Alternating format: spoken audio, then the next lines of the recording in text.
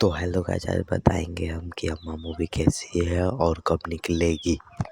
अम्मा मूवी जल्दी ही निकलने वाली है। B4U भोजपुरी पर जाकर आप लोग देख सकते हैं। और चैनल को सब्सक्राइब नहीं किए हुए तो चैनल को सब्सक्राइब और लाइक कर दीजिए। यह मूवी कल ही B4U भोजपुरी पे आ गया है। अम्मा मूवी ये पारिवारिक मूवी है। अम्मा मूवी में अम्रपाली हीरोइन रहती है।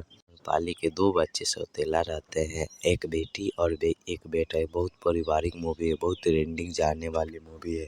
अगर आप नहीं देखे तो B4U भोजपुरी पर जाकर देख लीजिए। अब भोजपुरी इस चैनल को सब्सक्राइब कर दीजिए क्योंकि इसमें नए नए वीडियो आते रहते हैं और भोजपुरी के नाम पे। अम्मा मूवी एक ऐसी मूवी है जो अभी तक किसी ने नहीं निकाली है, इसलिए चैनल को लाइक एंड सब्सक्राइब कर दे क्योंकि B4U भोजपुरी पे आप जाकर देख सकते हैं। अब की बार सास की सरकार। धन्यवाद।